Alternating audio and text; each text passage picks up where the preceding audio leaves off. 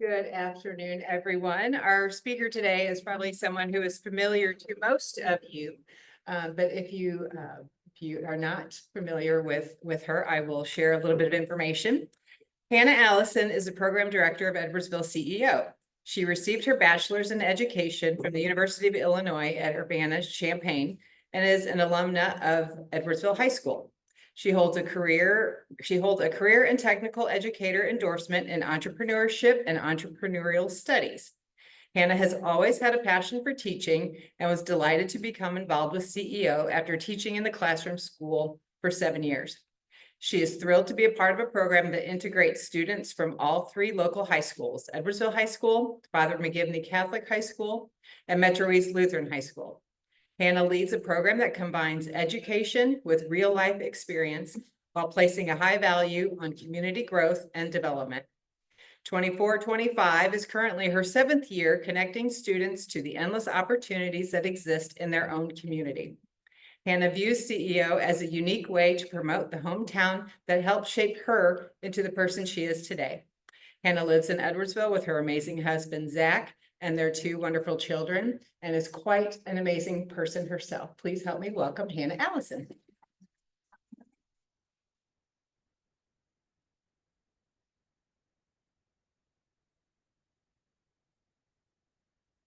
Man, I don't think when Abel introduced me last time, he said all that. So I'm like, you guys always make me feel good. Can you hear me okay? Am I at the right height here? Okay, awesome. Thank you guys for welcoming me. I love coming to Rotary and sharing an update on everything that we've been up to in CEO for the last year. So I'm gonna go ahead and get started here.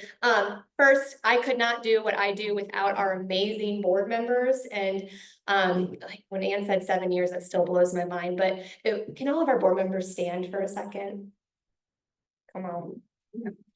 Thank you for everything you do. These guys are the unsung heroes because anytime I need something or I'm freaking out, they're the ones that are helping me through, and nobody sees that, and they don't get as much recognition as they deserve. So thank you for all the support you guys provide.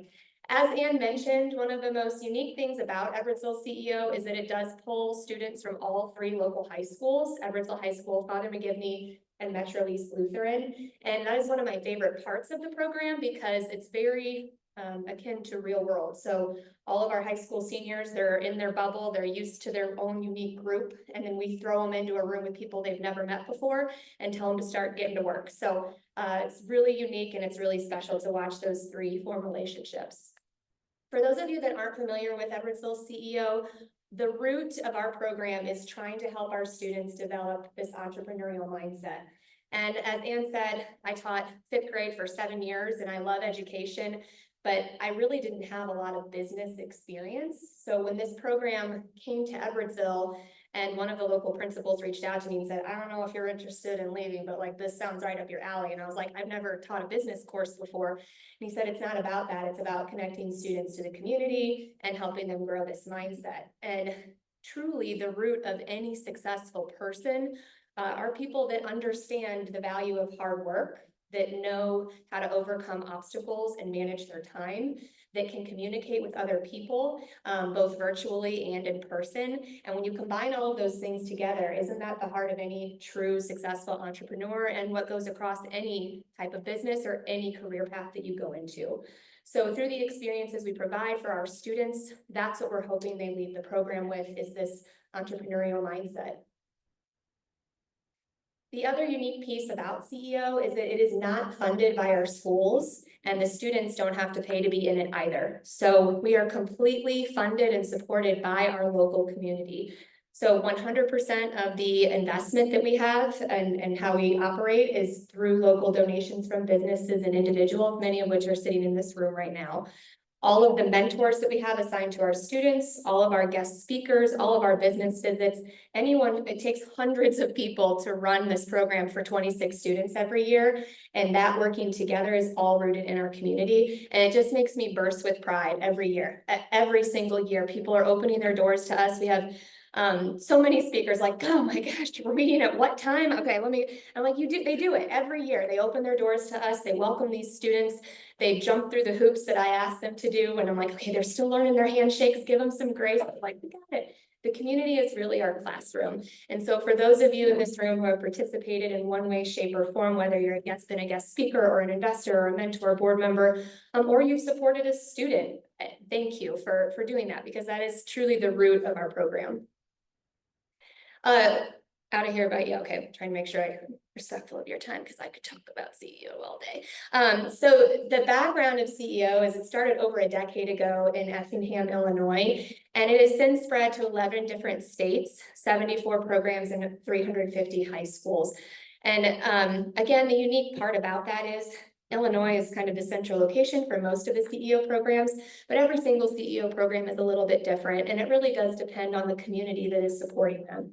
So we're very blessed to have a very strong, amazing community that has allowed us to grow the number of students we've had, and how the program has been viewed by everyone. From the CEO timeline, we started way back in 2019. In fact, my very first encounter with Mark was at a Rotary luncheon, and it was my interview for the facilitator position. And we sat down and we had lunch. He's like, hey, you're going to interview with somebody else for this position, and we're going to sit at this table. And I was like, holy smokes on a crack. Okay, we can do this. So that was when we were just developing our very first class. And you guys were one of our first investors as well. So thank you. We started with 9 students, and we've since then grown. We now are able to accept 26 students every year. And we are actually having our new student orientation next week for our class of 2027, which will be 26 students in our 8th CEO class. At the conclusion of this year, we will have 144 students that will have graduated through the program. And these alumni not only do amazing things in CEO, but again, our hope is that with the skills we're helping them develop, that they start to plant roots in either our community or other communities and start doing great things and spread ripples that make a positive impact no matter where they end up. And we do get the awesome pleasure of watching some of these alumni come back and chat with us about what they've been doing and what they've been up to. We every December host an alumni extravaganza at the outlet, and we get pretty great turnout from our alumni that come back. They play games. Some of them that are old enough grab a beer at the bar, and it's just amazing to turn around and watch all of these students still want to be involved in CEO, still want to know what we're doing and what all these new students coming through are doing as well.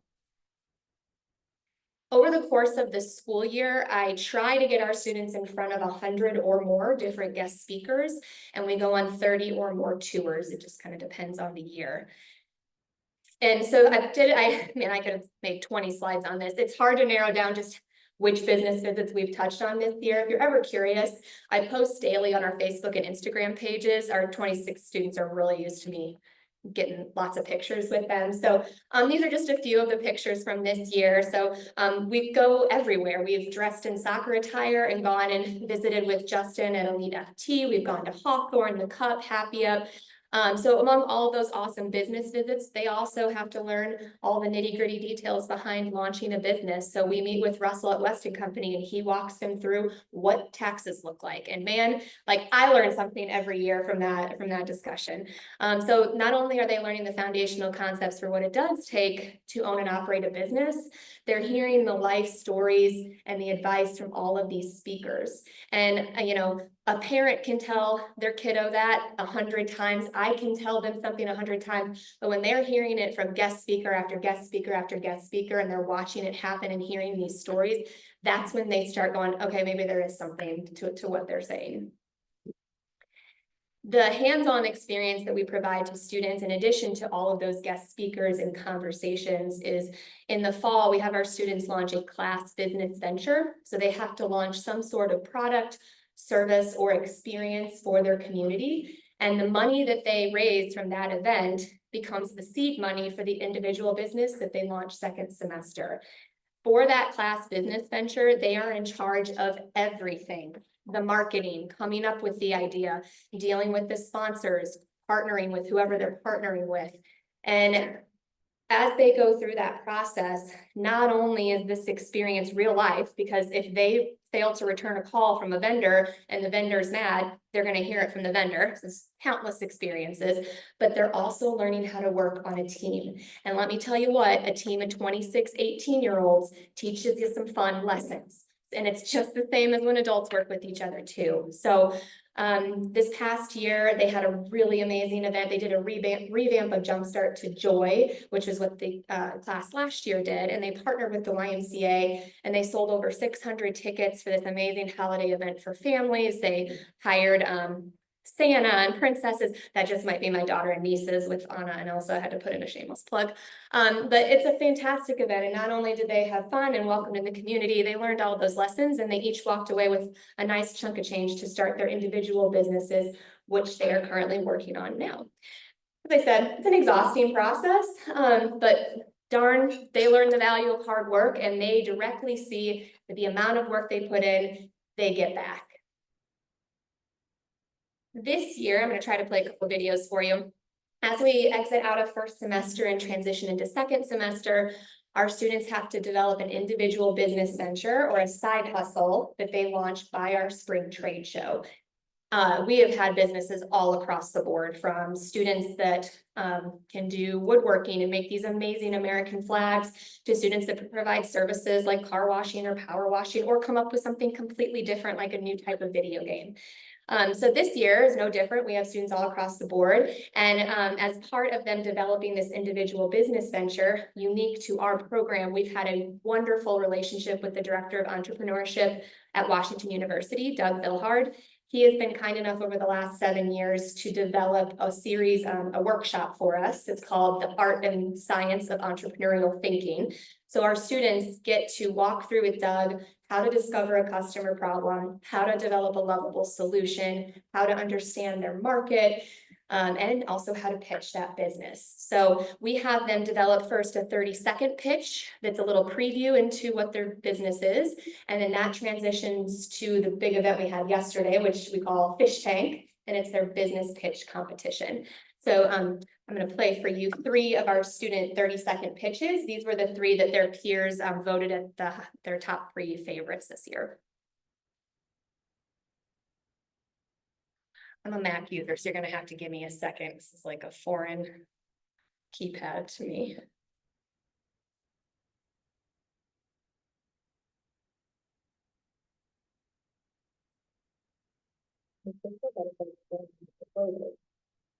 So this is Veda Komeneni. She is launching a business called No Pulp Left Behind. Parts of fruit that we often discard, like the pulp and the peel, have packed with nutritional benefits and master flavors. At No Pulp Left Behind, we rescue these nutrient-rich parts and turn them into fruit chips, sweetened with all natural honey. Packed with fiber, vitamins, and bold flavors, these fruit chips are a better way to snack sustainably. Join the movement towards zero food waste by following us on Instagram at No Pulp Left Behind and take a bite out of something better. With No Pulp Left Behind, you get all of the fruit and none of the waste. That's Miss Veda. Okay, next student, we've got Whitney Rosenberger. She's a student at EHS, and she is developing a new type of dog treat.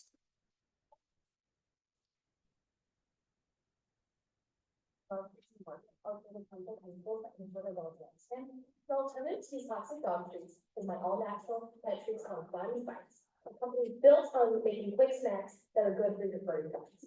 These dog treats are filled with ingredients such as blueberries, pumpkin, and cranberries. The yummy dog treats are made into 2 flavors, so all dogs can enjoy them. Please make sure to follow us on Facebook and Instagram so you can be just as happy as Bonnie with her. Bonnie's going to be at a trade show if anybody wants to come meet Bonnie in person. All right, and then the last one I got for you is Parker McMillan. He is launching a local air freshener business. The average American spends an hour driving their car every single day.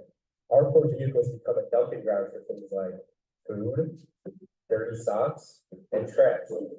Most people's cars could smell better. However, regular air fresheners often feel dull and impersonal.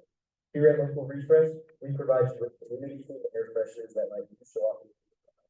Visit our Instagram page now to purchase a 618 Edwardsville or local college-themed air freshener that let you have a more personal sense of smell. So through these experiences of, and here's some pictures from Fish Tank yesterday. So after they go through that 30-second pitch, They get feedback from Doug, from myself, and from other students, and then they have the chance to apply that feedback, make improvements, and resubmit their 30-second pitch to the Midland National Pitch Competition. So like the one you saw of Bonnie with her bites, Whitney actually refilmed that and had the dog. She's like, the dog was crawling over me, but I needed to refilm it. So she refilmed with new improvements, and that's the link that she submitted to Midlands for their National Pitch Competition, which will be fun to see how that ended. After they transition and get their feet wet with that 30-second pitch, then we bring out the big guns, and Doug's like, all right, I'm going to teach you how to give an actual 3-minute full pitch that combines everything we've learned so far for you to give to these judges. And that's what they did yesterday. So Whitney and Veda were actually 2 of our winners yesterday for our fish tank competition. And then in the middle there is Tyler Rudd. He's also an EHS student. He actually started his business before CEO. It's called Triple Threat Training, and he does baseball training out of his house. And he's actually hired 5 employees that helped him run. And funny story, I actually hired him on accident before I knew he was a student last year to do lessons for my son. And I thought he was an adult that I was communicating with. And he's like, yeah, sent me all these links, we scheduled and everything. And he said, by the way, I'm in your incoming class for CEO. And I was like, you're a student? Like, I had no idea. So students like Tyler, again, he said and many of our students, I see this every year and it's so heartwarming. They're like, I've been waiting for CEO. And that's a really good feeling to hear. And so he's like, I knew when I started this that CEO would help me take it to the next level. And that's why he joined. So we've had an amazing group of judges. Fish Tank was yesterday. Fish Tank is getting them ready for our next big event of the spring, which is them actually launching their business. So they've planned, they've pitched, now they get to launch. Our trade show we have annually this year, it's on Sunday, May 4th at the Ink House from 12 to 3. It's a free event, and we try to pride ourselves in making this event fun for the community. We actually bring in speakers that talk to our students specifically on how to make an entertaining Facebook booth. So each of their booths has to have some sort of interactive element to bring in their customers. We'll have some food there. It should be a fun time. So actually on your tables, Abel, thank you for making copies for me today. On your tables are copies that Abel made. So we've got the advertisement for trade show coming up. We also have our annual appreciation breakfast. So 2 days after trade show, there are so many people that contribute to CEO. This is our day for the board and the students and I to thank everyone who's contributed that year. And it's almost like our State of the Union. So what did they do this year? What do the students want to say to these speakers, and why do they want to show their appreciation? So that breakfast is also free and graciously sponsored by Express and State Farm. If you'd like to come to that, there's a QR code on that paper that you can sign up, and we'll feed you breakfast and you can hear some stories straight from the students who do a much better job of explaining their takeaways than I ever will. Also on that page is a link. If you are interested in getting involved with CEO in some way, shape, or form, all you have to do is click that QR code and it'll walk you through all the different ways to get involved. It'll have my contact information on there and you can submit yours and we can connect. As I mentioned already, the entire program is fueled by our community, whether it's investors or mentors, or do you know someone that would like to host a business visit, or would you like to come be a guest speaker? You think that there would be a topic that the students would really benefit from hearing, and there's dozens of other ways as well. So if you are interested in getting involved and you haven't before, feel free to fill out that link and we can connect. Look at that, 20 minutes. Do you guys have any questions for me while I'm here? Yeah. We would always accept new investors. And it's also unique to our program. All of our investors pledge $1,000 a year, and we like keeping it at that level in case someone needs to roll off. And we're hovering right around 70 investors right now. Anyone would like to be an investor. You just let me or Abel know. We will let you know. And we also have other levels. So if you know someone that would like to get involved and doesn't quite want to contribute $1,000 a year, we take any amount of investment, and that's our friend of CEO tier. We've had years before where we've had students join who needed some help with business casual clothing or even gas cards. And so that fund has done a really nice job of helping us help those students that needed help with those resources. Yeah. They do have to apply. So their junior year, the students and I go and recruit at each of the schools. And unique to this program, it is a blind application process. So the students' names are not on their application and their GPA is also not on their application. They have to write a narrative about why they want to be in the CEO program, and then they have to get references. One is from their school, and then we ask for a minimum of 2 more from either a business reference or someone who has worked with them before that would show that they are trustworthy, hardworking, and motivated. Those are the 3 characteristics we look for.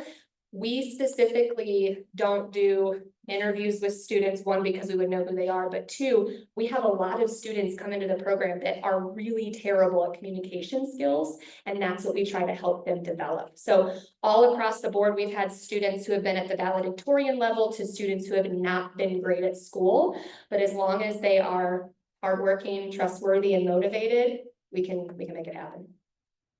Yeah. So each student is assigned a mentor starting in December, and they meet once a month. So December is our introductory meeting. The students are just wrapping up class business. Carter, you're a mentor this year. Who else? Is there anyone else besides Carter that I'm missing? Mark? Yeah, so they get to come and meet with our students once a month, and they help our students through that second semester where they're building that individual business venture. So there's 26 of them and only 1 of me. Mentors are pivotal in that second semester stage. That student has 1 contact that's just focused in on their individual business and how they can help them each step along the way. We have a rotating list. Some mentors have to rotate off, and we're always looking. If you'd like to be on the list to be a mentor, please feel free to reach out to us and we can put you on our up and coming perspective list.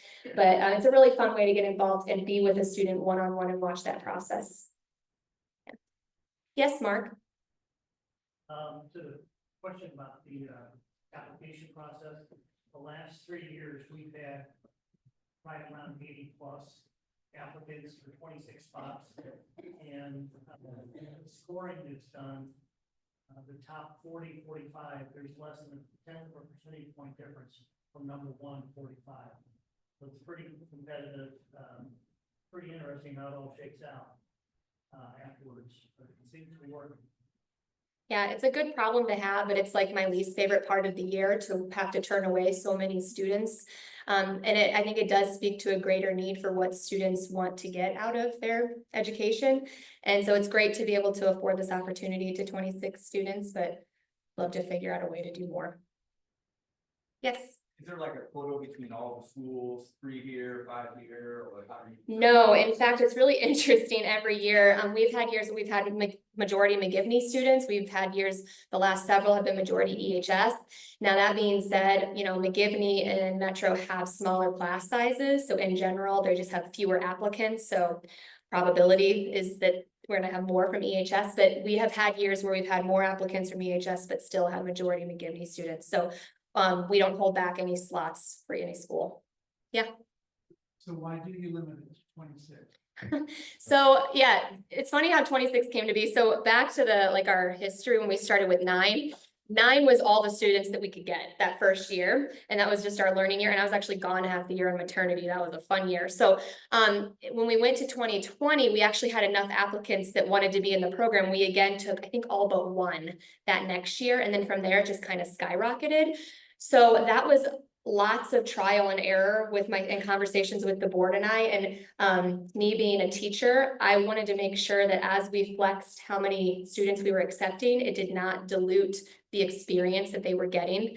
So when we went to 20, I was like, okay, we can do 20, we can do 20. And then they're like, okay, well, how far past 20 do you think we can go? And I was like, how about 24? And we went into the selection meeting and they're like, how about 26? I was like, okay, fine. So 26 was where we landed. And when we did that first year of 26, there were some growing pains, and it was a really big eye opener to not only does that sometimes limit what businesses we can go into. So like 26 people at Chef Shop every year, poor Nancy and Scott, they cram us in there and it's fantastic, but it's harder to not only navigate 26 kids in those business visits, but also I want to make sure those students are getting the absolute best experience possible. If we go much past 26, I think that their experience is going to be diluted. So it's a long answer, but I'm not, it just.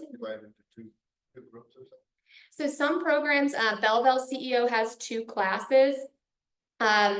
There's been a lot of back and forth on what that would look like for us. So I've been fortunate enough, my board, about year 4, They hired me full-time because we've been working hard to make this program awesome. We don't know at this time how 2 classes would work, specifically because we would have to almost double our investor level. And we don't want to, 1, have investor fatigue, and 2, since every single business visiting guest speaker comes from a community person, that would be double. We'd be asking double every year for every single class. The schools have also told us you can't do it at this time outside of the time frame that you'd have. So it'd almost have to be 2 people doing it at the same time, which we have not gone down that road. Yeah. Yes. Not a question, but a comment. It's impressive to see how much the program has grown through those COVID years. Yeah. Where we are today. It was almost a fuel to the fire. So our COVID year, when March 2020 happened, that incoming class that came right after them, we were the only thing they did in person. So McGivney and EHS, both and Metro, all let us still meet with students in person. That was one of the most enthusiastic classes I've ever had. And I think it almost shows, I opened those students' eyes to how badly we need the skills that CEO is teaching. And it's kind of, the fire had stayed lit since then. We were very fortunate. And